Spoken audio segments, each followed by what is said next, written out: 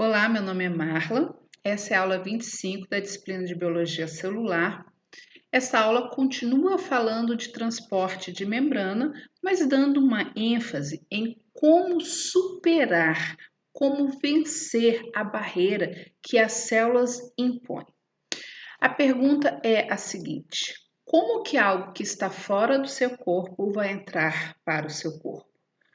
Obrigatoriamente vai ter que passar pelas células. Quais células? Células do nosso tegumento ou células da nossa mucosa, como mucosa oral, respiratória, urogenital masculino, genital feminino. Essas células estão aí, pele ou mucosas. E nessas células, por onde esta molécula ou esse patógeno teria que passar? Teria que passar pela membrana plasmática ou por entre as células. A pergunta é: como vencer essas barreiras? Bom, existem algumas formas de vencer essas barreiras, mas que acaba levando à morte da célula. Como, por exemplo, quando se usa o calor. A seletividade da membrana acaba. Por quê? Diminui a interação hidrofóbica dos lipídios. Com isso, os lipídios se separam. Já não selecionam o que entra e o que sai. E desnatura a proteína. Com isso, também desestrutura completamente a membrana e não vai selecionar mais o que entra e o que sai. Ao contrário do calor, também temos o frio. O que o frio faz? As nossas células são compostas por maior parte de água. Esta água, conforme a temperatura vai diminuindo, ela expande, ocupa um maior volume e acaba rompendo a célula, ou até os cristais de gelo. Quando você rompe a membrana, o que acontece? Perde a seletividade da membrana. Você conseguiu vencer a barreira da seletividade, mas acaba levando a célula à morte. Outra forma de vencer essa barreira, usando solventes orgânicos. Os solventes orgânicos, eles também diminuem a interação hidrofóbica e também afetam as proteínas, ou seja, eles agem no lipídio e proteína. Nas proteínas, vai agir ali naqueles aminoácidos hidrofóbicos, também desestrutura a membrana. E aí você perde a seleção do que entra e o que sai. Mas agora a pergunta é: por que querer vencer essa barreira? Por que não deixar o corpo agindo naturalmente dentro daquilo que foi programado na evolução? Porque em alguns casos nós desenvolvemos algumas doenças e para diminuir os sintomas e até mesmo curar essas doenças é necessário tomar alguns fármacos. Mas os fármacos, eles não são naturais ao nosso corpo.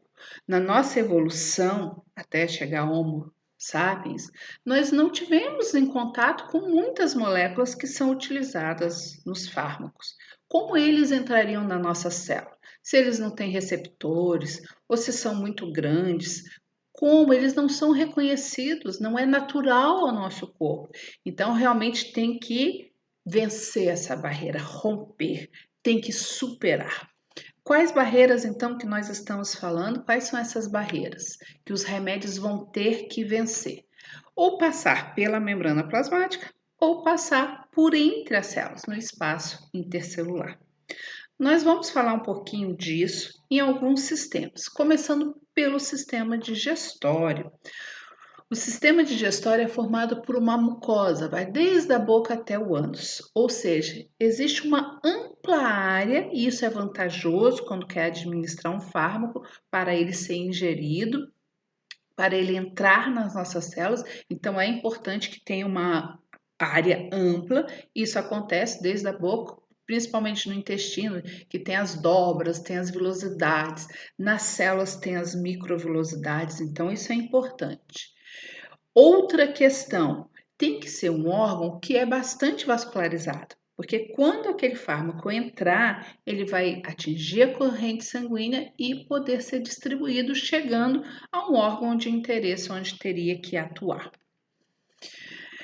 Mas também tem as desvantagens, né? Uma é que nestes órgãos, né, principalmente ali no intestino, tem enzimas que podem quebrar este fármaco.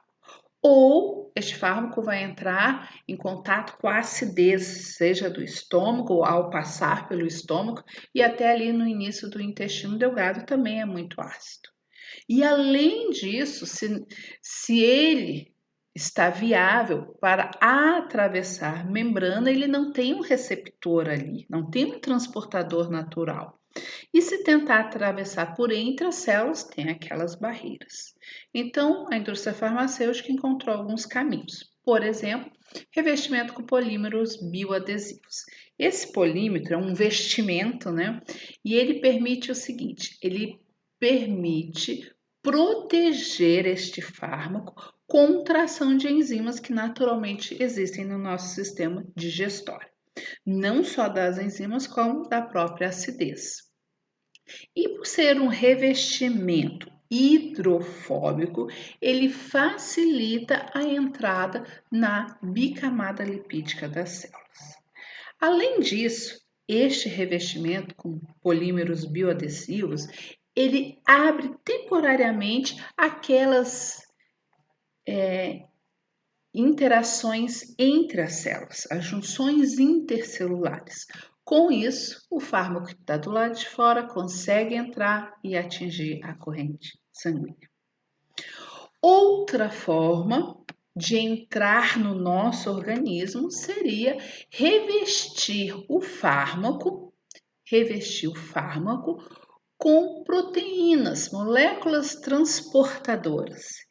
E essas moléculas transportadoras, elas diminuem o tamanho do fármaco, permitindo a entrada dele pela membrana plasmática. Facilita a entrada. E aí, entrando, essas moléculas transportadoras se separam do fármaco e o fármaco finalmente chega na corrente sanguínea. Outra forma é o seguinte: aquele fármaco, ele realmente não tem um receptor para ele na membrana plasmática. Então, o que que faz? Liga com moléculas que têm receptores aqui nos enterócitos, que são as células que fazem o transporte no intestino. Então, aqui está o fármaco, liga uma outra molécula e esta molécula aqui que tem o seu receptor. E aí é possível entrar e atingir a corrente sanguínea. Ou seja, são estratégias para permitir a entrada de uma molécula que naturalmente não entraria pelo nosso sistema digestório. Agora vamos falar do sistema tegumentar. No sistema tegumentar, então, os fármacos são de uso tópico e também tem grandes vantagens, porque o nosso sistema tegumentar é fácil acesso. É muito grande também o nosso sistema tegumentar, nem tão grande quanto o digestório, mas é grande. A nossa pele é altamente vascularizada e não tem aquele problema lá do digestório, que são as enzimas, o pH ácido. Então, temos grandes vantagens. E quais seriam as desvantagens? No digestório, a gente só tem uma camada de células, que são os enterócitos. Agora, olhem no tegumentar, são várias camadas de células, que são os queratinócitos. Além de ser um problema, o grande número de células, acontece outro problema que, no amadurecimento dos queratinócitos, chega uma fase que ela faz uma exocitose de uma solução lipídica que impermeabiliza os queratinócitos. Impermeabiliza significa que não deixa passar nada por aquela célula. Por isso que a gente pode tomar banho de rio ou banho de mar, nós estamos impermeabilizados. Isso também, essa característica do queratinócito, nos protege contra a desidratação. Bom, além deste problema, temos outros. As nossas células da pele apresentam muitos desmossomos, que são aquelas junções intercelulares. Então, para ver o uso de um medicamento, uma pomada pela pele, um creme, é necessário facilitar essa entrada. Como? Existem algumas estratégias, não que Só existem esses caminhos. Existem outros. Vou mostrar para vocês um deles, que é a iontoforese, onde faz o quê? Coloca 2 adesivos, um positivo, um negativo, e coloca a droga. No que liga, o impulso elétrico vai conduzir as proteínas que são carregadas positivamente por entre as células. E aí a droga vai chegar na corrente sanguínea. Outra forma parecida é a ultrassonografia. Aqui a energia utilizada é a energia ultrassônica. O que essa energia faz? Ela desordena temporariamente as membranas, principalmente das últimas camadas, né? E aí formam canais temporários. E aí a droga vai passar e vai chegar até na corrente sanguínea que fica abaixo aqui dos queratinócitos. Outra técnica que é utilizada, que pode ser na pele, mas também pode ser em outro órgão, são os microchips. Os microchips, eles têm um reservatório com a droga, né? E esse microchip, ele é revestido por ouro. Aplica-se um sinal elétrico, este ouro é dissolvido e libera a droga. Quais as vantagens? Utilizando o microchip, eles detectam o problema e liberam a quantidade certa da droga no momento necessário.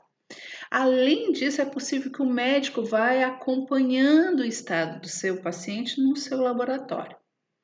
Só que ainda é uma biotecnologia em desenvolvimento, tá? Não está completamente elucidada e acessível a todas as pessoas. Falando agora num outro sistema, que é o sistema respiratório, também pensando no nosso pulmão, existe uma grande área para absorção aí de fármacos. Quais as vantagens? A área que é ampla, lá no pulmão só existe uma camada de células, que nem era lá no intestino, só uma camada de células. É um órgão altamente vascularizado, afinal de contas é lá que faz a troca gasosa. Não tem enzimas que tem no digestório, não tem o pH ácido do digestório e não tem impermeabilizante. Muito bom, né? Mas quais seriam as desvantagens da via respiratória? A nossa via respiratória, ela, principalmente na parte superior, ela está altamente preparada para purificar o ar. Então, quando vai ser inserido algum fármaco via respiratória, esse fármaco também vai ser aprisionado pelo muco que tem naturalmente tem na nossa via respiratória e vão ser expulsos das nossas vias respiratórias através do movimento dos cílios. Mas caso escape e consiga chegar lá no pulmão tem macrófagos que capta essas moléculas de fármacos ou também se fosse bactéria para poder eliminar. Então, nós temos também os problemas que é o que? A purificação deste ar.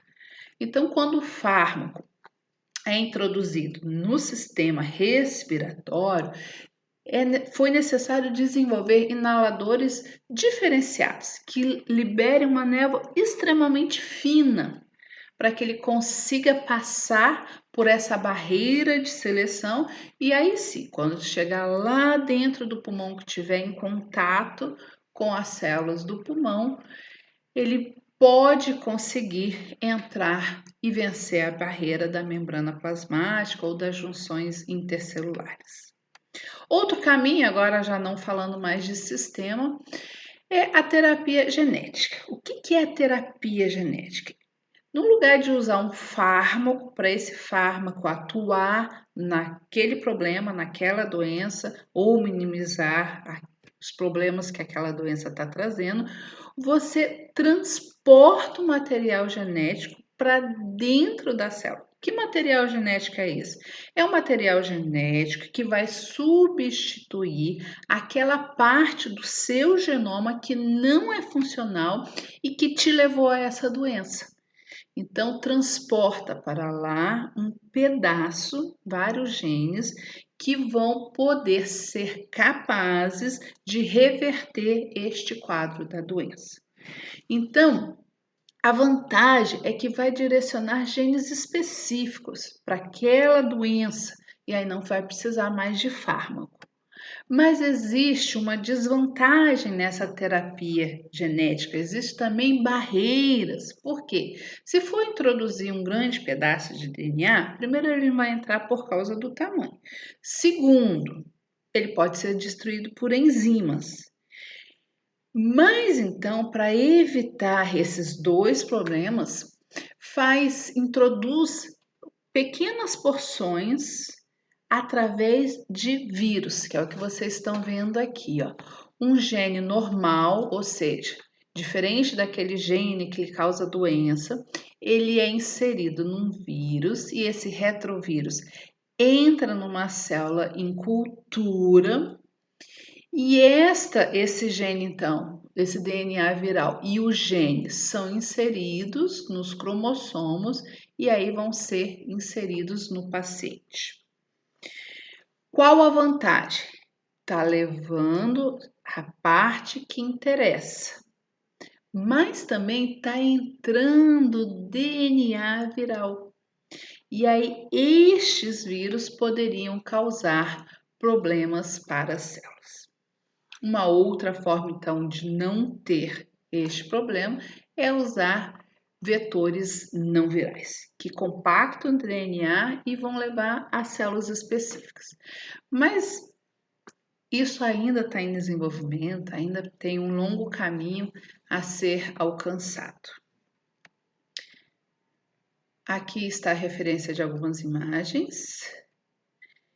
E este conteúdo ele está em um artigo, Como fazer as drogas chegarem aonde devem ir. Até a próxima.